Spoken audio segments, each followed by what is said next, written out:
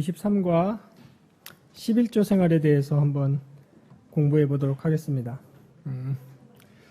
오늘날 많이 논란이 되고 있는 내용 중에 하나가 근래 들어서 일단의 신학자분들과 목사님들께서 11조는 꼭 드려야 되는 건 아니다. 다른 말로 하면 11조 무용론을 주장하시는 분들이 더러 있습니다. 예? 안 들려요? 죄송합니다. 자, 지금 좀 들리십니까? 예. 죄송합니다.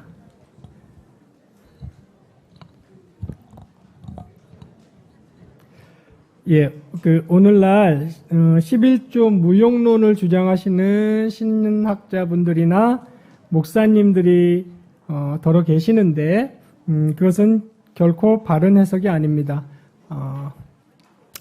교회 개혁 11조를 치부의 수단으로 잘못 사용하시는 일부 부패한 목사님들 때문에 그런 얘기를 하시는 것 같은데 오늘은 11조에 대한 바른 개념과 오늘날 신약 시대에도 왜 11조를 계속 드려야 하는지 한번 살펴보도록 하겠습니다.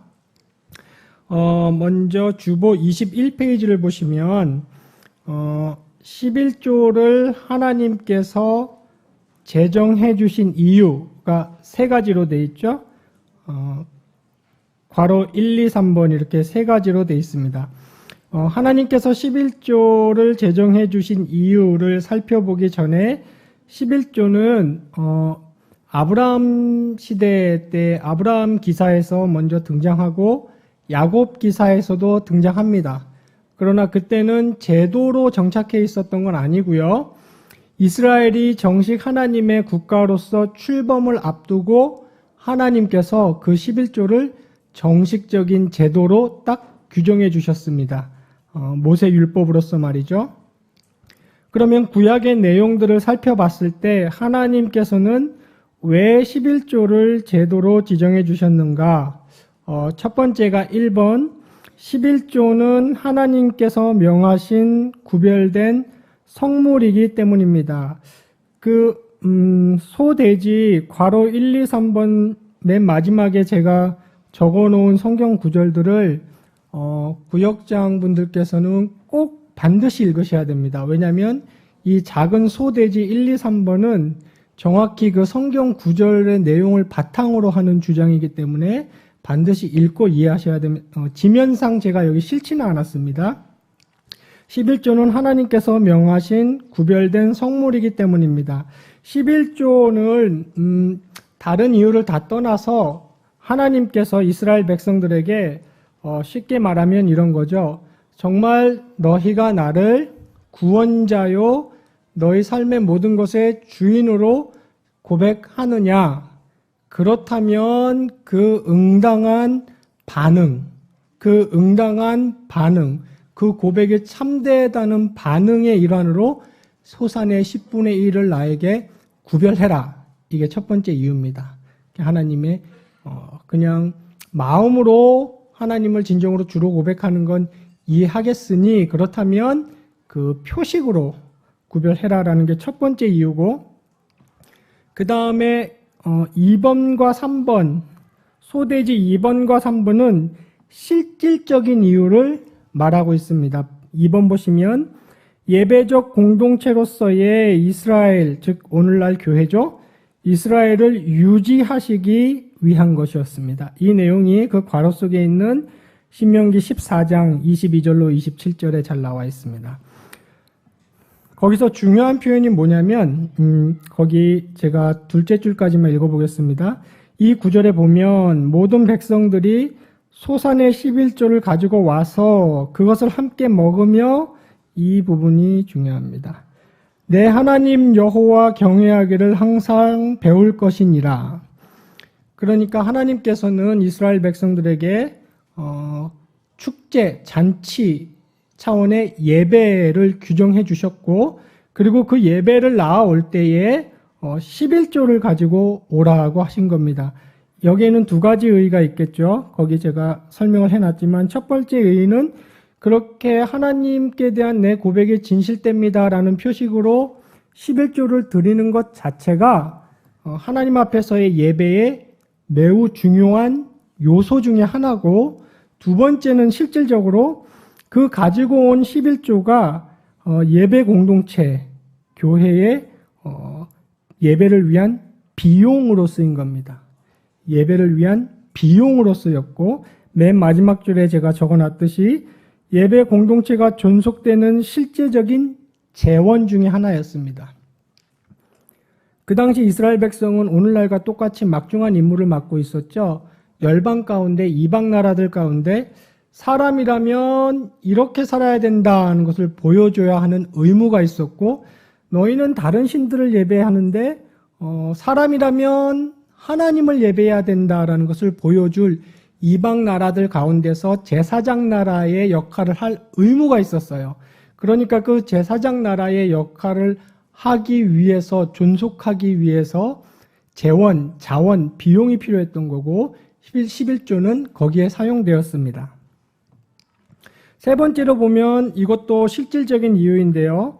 제사장들과 연약한 자들의 생계를 위한 것입니다. 이 내용이 거기 신명기 14장 28절로 29절 그리고 26장 12절로 15절에 나와 있습니다. 거기 무슨 내용이냐면 이 11조를 가지고 제사장들의 생계를 위해서 써라, 이렇게. 왜 그렇습니까? 다른 지파들은 분깃을 다 받았죠. 생계를 유지할 수 있는 분깃을 받았는데 레위 지파는 아무런 분깃도 받지 못했어요. 대신 레위 지파는 온전히 일주일 내내 제사, 예배, 이스라엘 공동체의 영적 예배만을 위해서 헌신하는 지파였습니다. 그러니까 이 사람들도 생계를 유지해야 될 것 아닙니까? 그래서 너희 10분의 1의 소산을 레위 지파를 위해서 생계를 유지하는 데 쓰라, 그런 겁니다. 그리고 오늘날로 비교하자면 사례에 사용되는 것이겠죠. 그리고 연약한 지체, 가난하고 불우하고 무능한 지체들을 위해서 사용하라, 그런 겁니다. 이 세 가지 이유를 정리해 보면은 이유가 명확해집니다. 첫째는 너희의 신앙 고백이 진짜라면 그 표식으로 나에게 10분의 1을 바쳐라 라는 것이었고, 그것이 1번이었고, 2번, 3번은 그 예배 공동체가 실제적으로 기능을 계속하기 위해서, 예배적 행위를 계속하기 위해서, 오늘날로 치면은 교회의 사명, 교회 운동을 계속하는 거랑 정확히 같은 의미입니다. 그것을 위해서 그 비용, 그 재원으로 사용하기 위한 것이었고, 또 제사장들과 무능한 자들을 돕는 제사장의 생계를 유지하는 것으로 사용되기 위한 것이었습니다. 이 세 가지가 구약에서 말하는 11조를 드려라 하는 것의 이유였는데, 22페이지 보시겠습니다.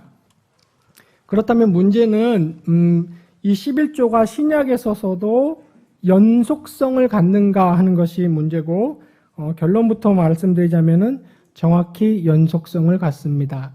구역장분들께서 어느 정도는 아시겠지만 구약과 신약을 놓고 봤을 때 연속성을 갖는 요소들이 있고 불연속성, 연속성을 갖지 않는 요소들이 있습니다.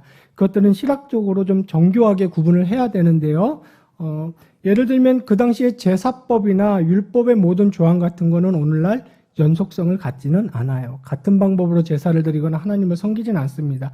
그러나 이 11조나 예배를 드려야 된다거나 하는 이러한 내용들은 고스란히 연속성을 갖고 오고, 11조도 그러한 예배적 행위와 똑같이 구약과 신약의 연속성 안에 있는 것이고, 하나님의 백성들의 역할도 구약이나 신약이나 세상 가운데 연속성을 갖고 있는데 11조도 그 연속성을 갖고 있는 중요한 요소 중에 하나라고 하겠습니다.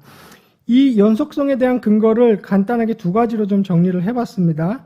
거기도 소대지 괄호 1, 괄호 2가 있고, 마찬가지로 괄호 속에 있는 구절들은 반드시 읽고 좀 이해를 하시고 구역 공부를 인도하셔야겠습니다.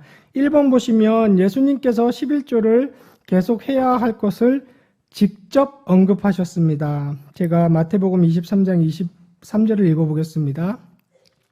화했을진저 외식하는 서기관과 바리새인들이여, 너희가 박하와 회향과 근처에 11조는 들이되 율법에 더 중한 바 정의와 긍휼과 믿음은 버렸도다. 그러나 이것도 행하고 저것도 버리지 말아야 할지니라.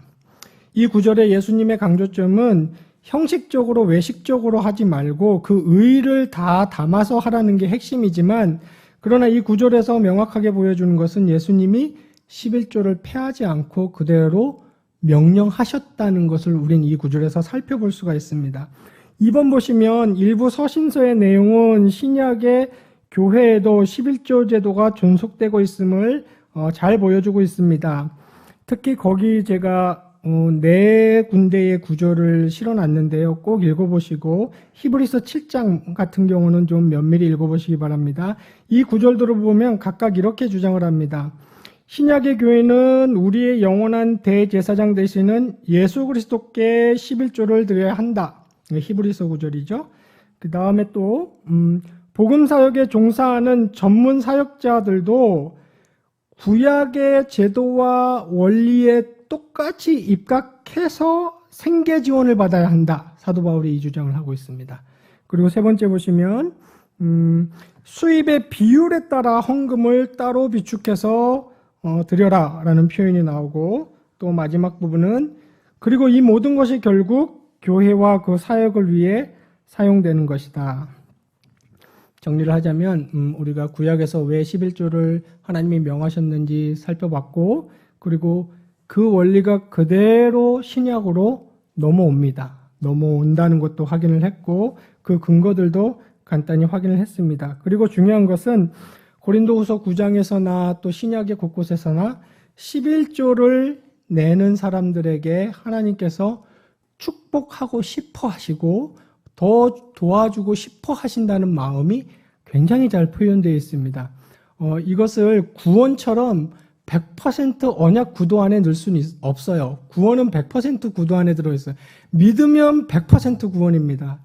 우리가 11조를 이 구도 안에 넣을 수는 없지만 분명한 것은 하나님의 어떤 마음을 확인할 수 있냐면 11조를 정성스럽게 내는 자, 제가 오늘은 강조 안 했지만 억지로나 형식적으로 혹은 교회 직분의 체면 때문에 내는 거, 하나님은 그 중심을 잘 아시죠? 하나님이 말라기서에서 화냈던 이유도 그거죠. 그렇게 내지 말고 풍부하든지 쪼들리든지 정성스럽게 진심을 담아서 하나님을 믿고 내는 그 11조에 하나님은 축복하시고 싶어 한다는 하나님의 인격적인 속성이 굉장히 잘 드러나 있습니다. 토론과 적용 보시면 1번은 21페이지에 소돼지 3개를 확인하시면 되겠고, 2번 신약에 나타나는 11조 제도의 연속성을 두 가지로 말해보세요. 22페이지에 소돼지 2개를 답으로 하시면 되겠습니다. 3번 보시면 다음 중 맞는 말에 동그라미 하세요. 11조는 당연히 드려야 하는 신자의 의무이다. 동그라미. 11조는 형식적으로 마지못해 해서는 안 되며 기쁨과 자원하는 마음을 가지고 믿음으로 해야 한다. 동그라미. 진실되고 성실한 11조는 하나님의 축복의 약속이 있다. 동그라미. 셋 다 동그라미입니다.